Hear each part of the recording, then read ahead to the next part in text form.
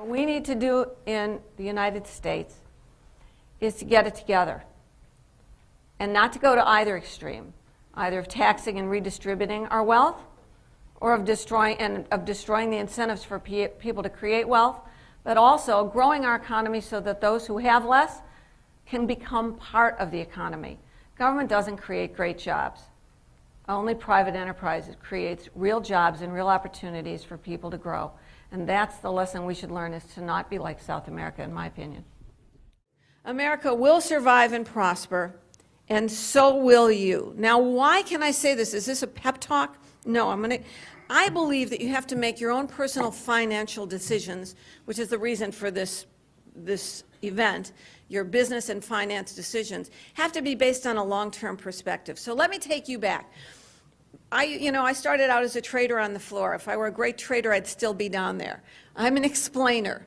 And back in the early 80s, I started my career as a young TV personal finance economics reporter in Chicago.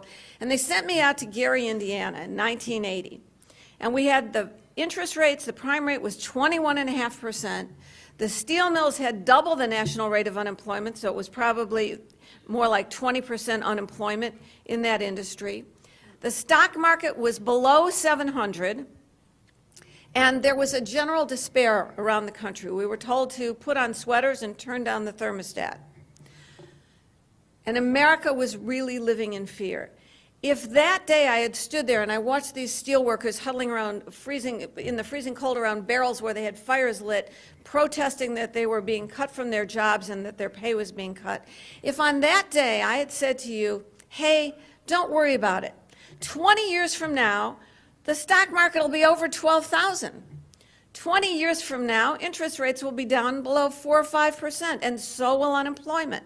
And we will be in the midst of a great economic boom brought on by, oh, well, I didn't know it then, but this great change that technology wrought in America, the incredible productivity, and the fact that we lowered tax rates and went back to having a sound and sensible currency that people could rely upon. If you had given up in 1980 because you were so overwhelmed by the impossibility of our economic situation, look what you would have missed over the next 20, even 30 years. So let me start out with a kind of a positive message.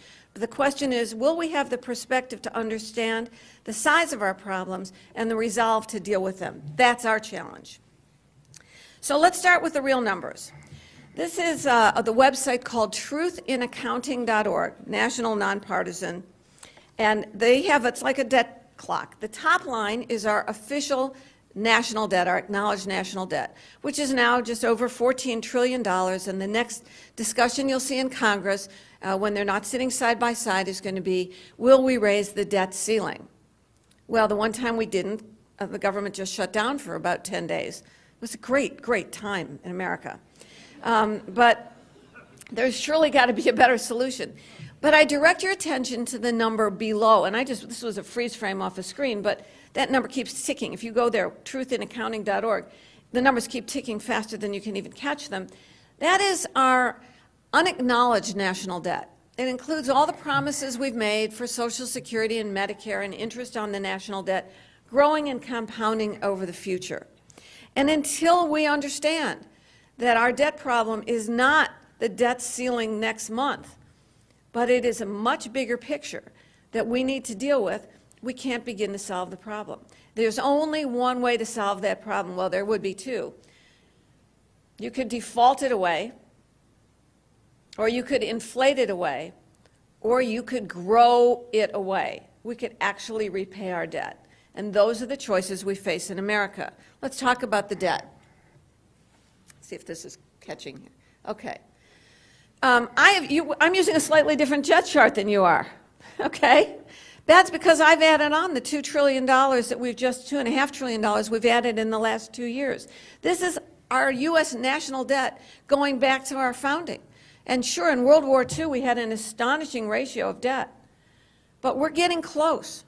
Our debt is expected now to be 95% of GDP. We've got over $14 trillion national debt and just somewhere near $15 trillion worth of GDP this year. You do the math. And then we need a belief in our own country And that's why I wrote on March 9th a column titled, at the bottom of the market, titled, America Needs a Dose of Optimism. And I think that's a missing ingredient today. So I leave you with that as the savage truth of the day. We can and will survive and prosper. So will you if you plan, save, and invest. Don't bet against America, but you might want to hedge a few bets for your retirement plan on the side.